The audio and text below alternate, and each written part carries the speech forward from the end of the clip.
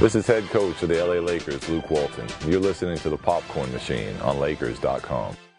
Hey guys, and welcome back to the Popcorn Machine on Lakers.com. Another fast break edition before tonight's game against the Phoenix Suns.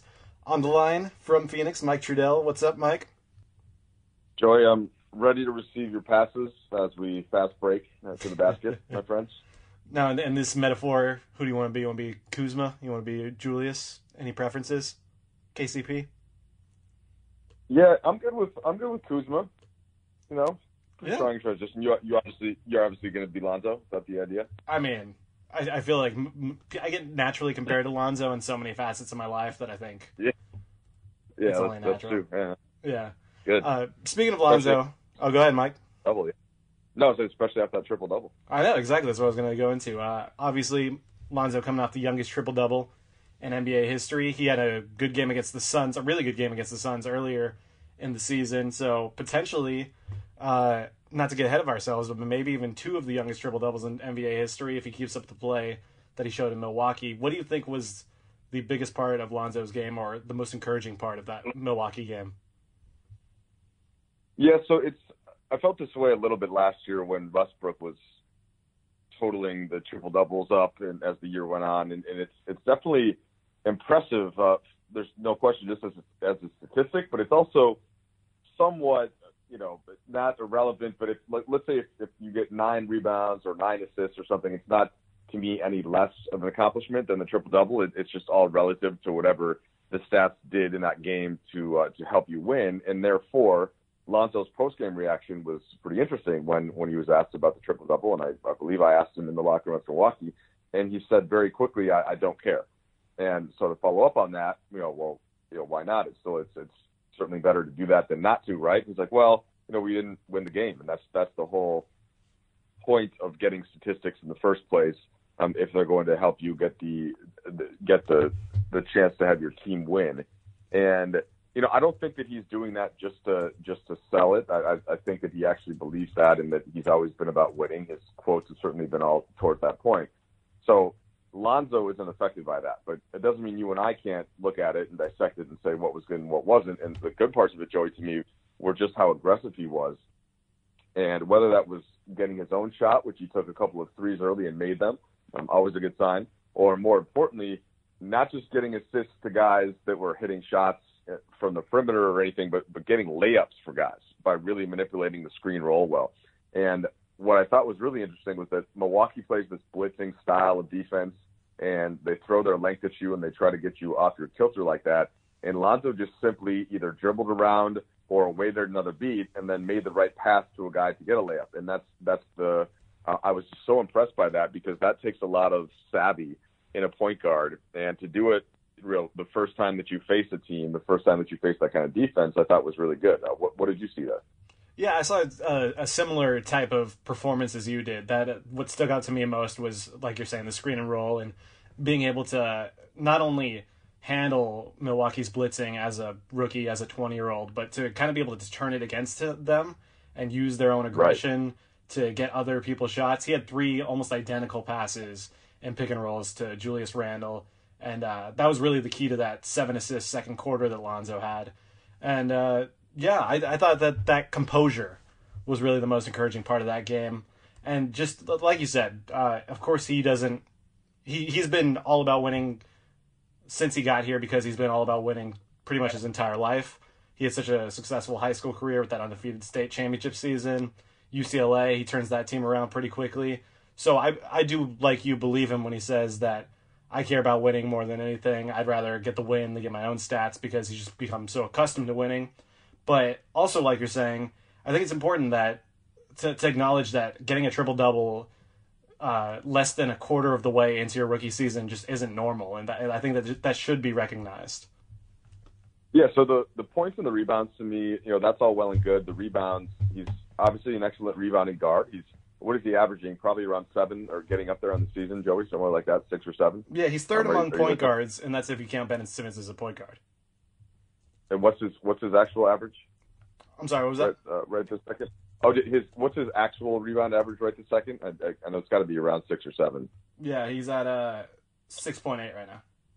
Okay, got it. There you go. So So that's going to be there, I think, on many nights. He'll get an extra board or two, but it's the same as what I said about Westbrook last year. I mean, while that's impressive and it's good that a guard is rebounding, a lot of times the bigs could grab those rebounds. So that isn't the essential thing to me, the essential stat, I guess, even though it counts as essential to getting a triple-double. Then when you look as far as the points go, 10 points for most starting NBA point guards are going to come at some point of the game just by nature of having the ball that much and having a certain amount of shots. But, Lonzo isn't always going to be looking that aggressively for shots or what we've seen this year. At certain times, the shot's not going to be on. And so, so that statistic also to me is good, and it shows that he's being more aggressive and then he's hitting his shots. But the assist one is really the most important thing to me out of the triple-double out of it, because Lonzo's assists are just directly leading not just to good offense, but then for the team to be able to get back in transition defense and to push the goodwill that he has around the team. And that's the one that I'm always going to be checking. And, of course, Joey, we haven't even mentioned the fact that he got 4 blocks and 3 steals, right? Which you don't typically see in a triple-double, specifically from a point guard, to be getting that many blocks. And it just goes to show how good Lonzo is at helping off of his guy, on digging down into the paint, on sort of being aware of what's going on around him, and using the length that he has, this, being 6'6" with a 35-inch vertical. And that to me was, just as encouraging. I'll take the 4 blocks and 3 steals, over the rebounds or the points. Honestly, it's if you're playing fantasy basketball in a roto league, right? Those blocks and steals are harder to come by. So I thought that was pretty impressive too. Yeah, and like you said, the rebounds, you kind of get an uptick because the bigs that can get that rebound will defer to Lonzo at some points.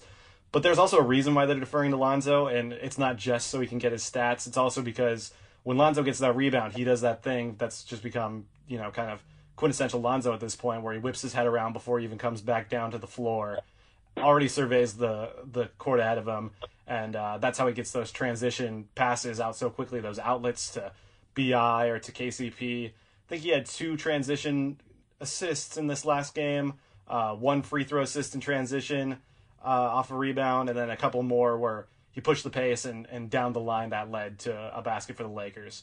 So while that rebounding isn't, I agree with you, that rebounding is probably the least of the statistics that really do affect the game. I think it still affect the game, just the way he rebounds, not so much the number of the rebounds that he gets. Yeah, no, right, exactly. So it's that's all I meant, is that if it's 7 rebounds, which is his average, which is great, versus 10 on a given night or 11, that was all I'm saying. I'm not as concerned about the difference between 10 assists and 4 assists or something. But the way that Lonzo plays the transition, and of course that comes off of whether he's grabbing a rebound or whether or not a big is quickly outletting to him, reminds me of a really good center midfielder or an internal or midfielder in soccer, where if you watch the way that like a Xavi used to play for Barcelona in Spain or somebody of that ilk, before the ball gets there, it's the head swivel to in front and to the side to see what you're going to do next. And most NBA players still don't do that. It's even because soccer is a little different. You have more space, you have more time before you get the ball to take that peek.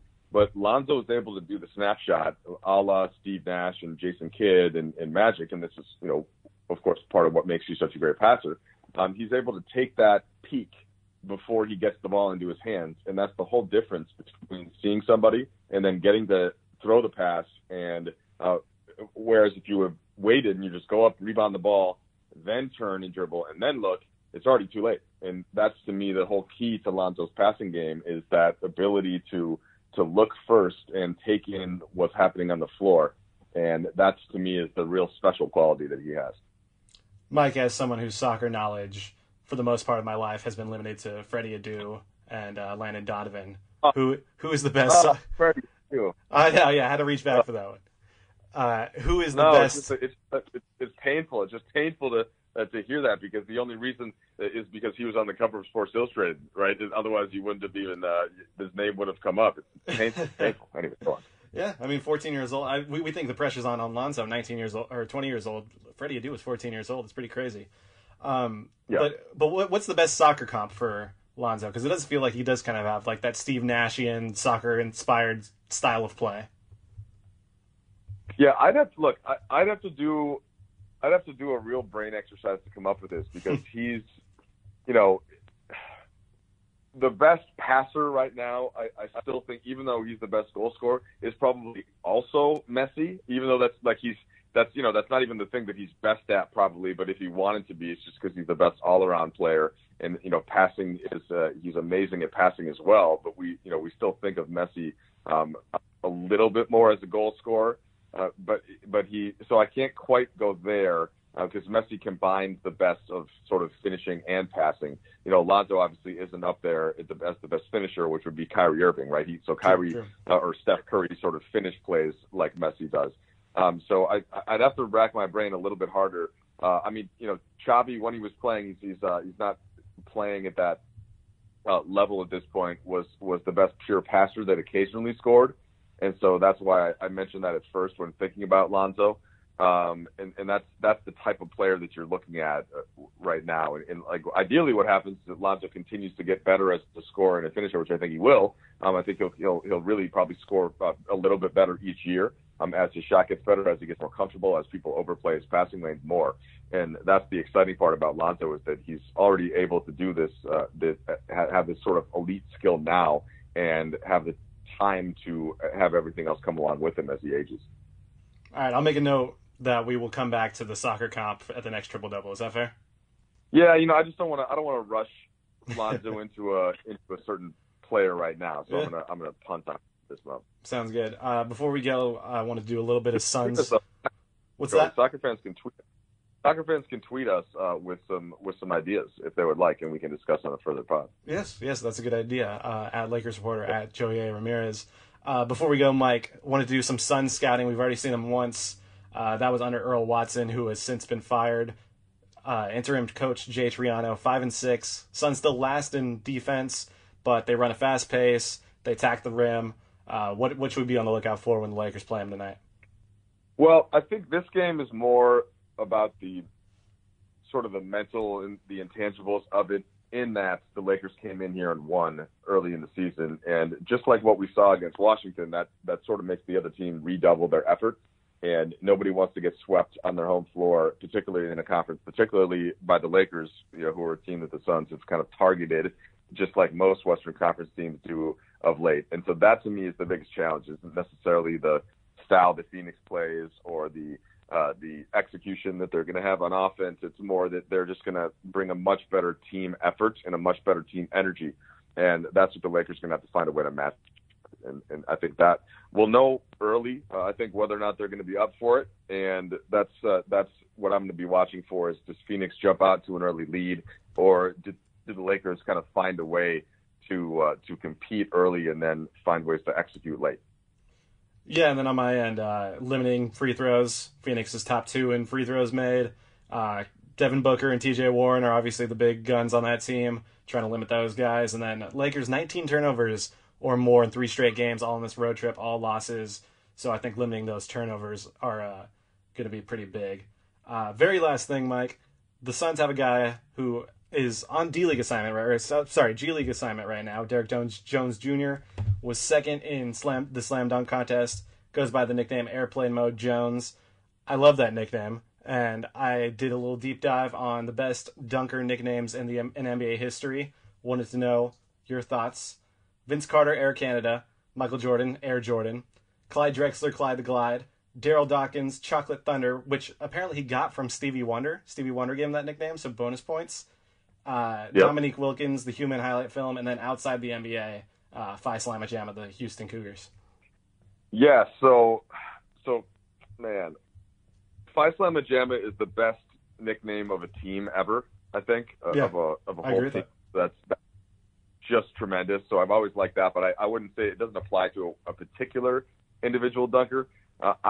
Even though it's simple, I still think that Air Jordan is the greatest because it not only describes the greatest player of all time, but it's simple, it's sweet.